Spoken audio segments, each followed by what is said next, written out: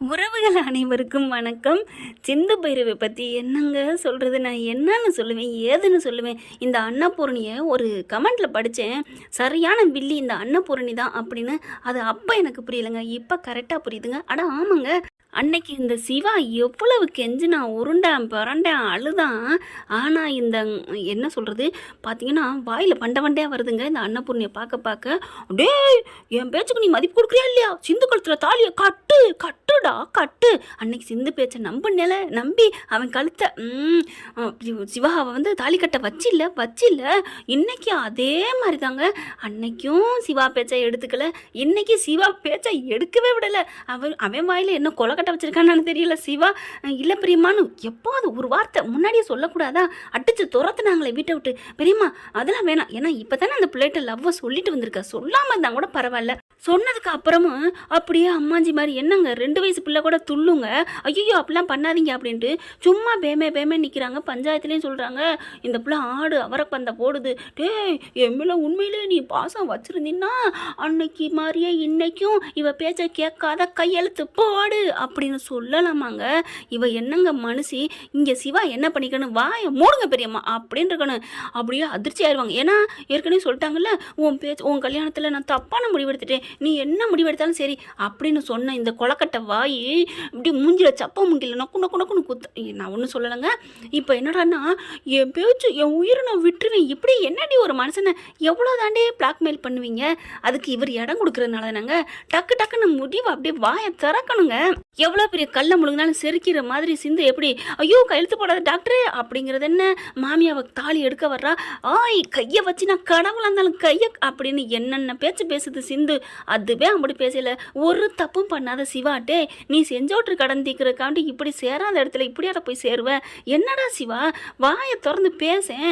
நான் உனக்கு நன்றி கடனோட இருக்கேன், காலத்துக்கு உன்னை நான் உயிர்வான்னு நினைக்கிறேன். அதுக்காண்டி என் மனசை அன்னைக்கு கொண்டுட்டு தாலியை கட்டுனேன், இன்னைக்கும் கொண்டுட்டு தாலியை கலட்டுன்னு சொல்றிய பெரியம்மா அப்படின்னு இந்த பக்கி சொல்லும்னு பார்த்தா அப்படியே நிற்கிது. கையெழுத்து போடுறாங்குது. சிவா டாக்டரே போட்டுறாத டாக்டரே அப்படிங்குது சிந்து. என்ன சொல்லலாம்? அன்னபூர்ணியை எப்படி கழுவி ஊற்றுன்னு காமெண்ட்ஸில் சொல்லுங்கள். இல்லை அன்னபூர்ணி எடுக்கிற முடிவு தான் கரெக்டு, அவன் நல்ல உத்தமே அப்படி இப்படின்னு நினச்சிங்கன்னா நான் ஒன்றும் சொல்கிறதுக்குல காமெண்ட்ஸில் சொல்லிடுங்க. அதையும் இப்போ கையெழுத்து போட சொல்லுதுங்க பத்திரத்தில். ஆத்தாக்காரி மகாவுக்கு சந்தோஷம். ஸ்னேகா இந்த தொடுக்கு கொடுக்கலாம் ஏங்க வந்து நிற்கிது. 20 கோடி ரூபா கேட்டு கேஸ் போட்டுச்சு. அங்கே கொடைக்கானலில் வச்சு ஒரு உயிரை தள்ளிவிட பார்த்துச்சு. ஹாஸ்பிட்டலில் 1000 ஊரை டிஸ்போஸ் பண்ணியிருக்கு தவறான முறையில் பண்ணி. இப்போ கூட இந்த ஒரு அம்மாவுக்கு ஆப்ரேஷன் பிரசவம் பண்ணான்னு சொல்லிட்டு சிவா மேலே கேஸை போட்டு சீல் வச்சாங்க. அவளை கொண்டாந்து நடு வீட்டில் வச்சுட்டு இருக்கு.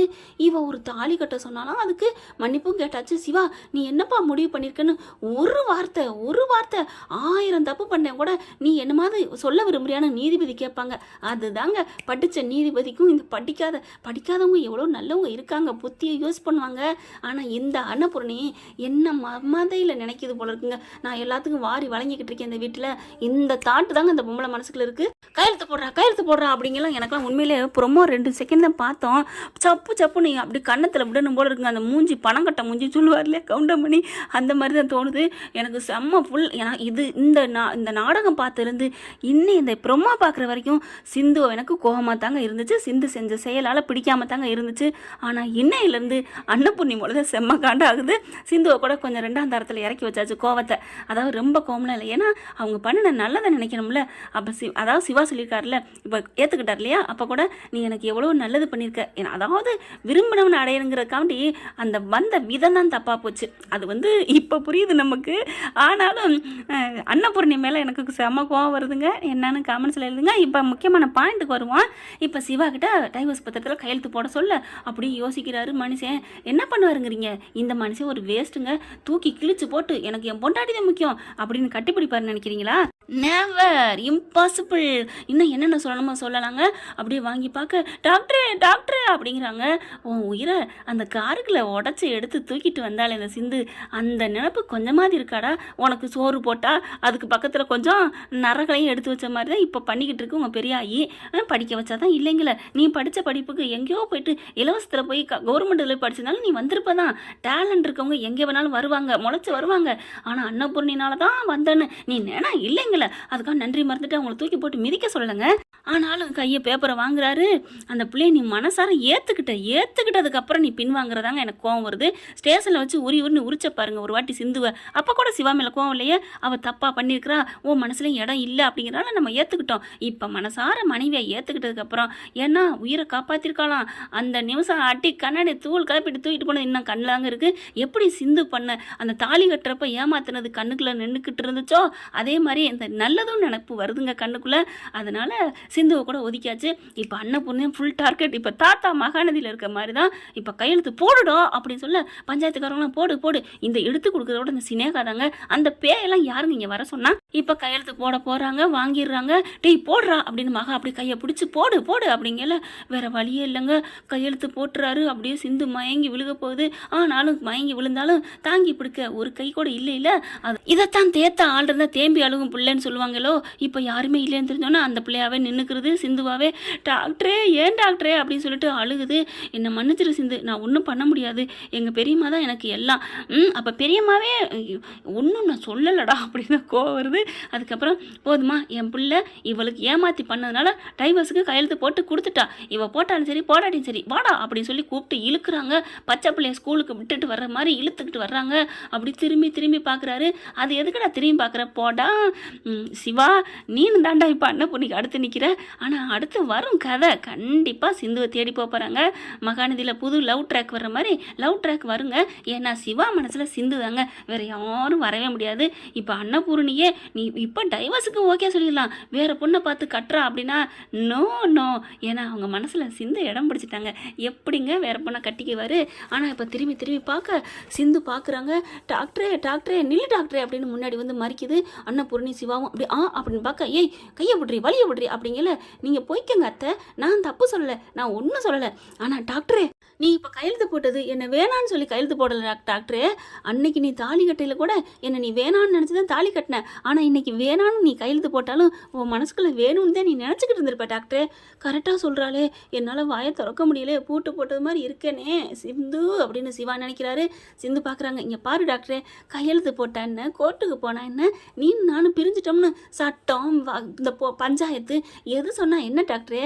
என் மனசுக்குள்ளே இந்த தாலி என் புருஷனாக இருக்கும், இந்த தாலி என் கழுத்தை விட்டு போகாது, என் மனசுக்குள்ளே நீ புருஷனாக இருக்க டாக்டரே.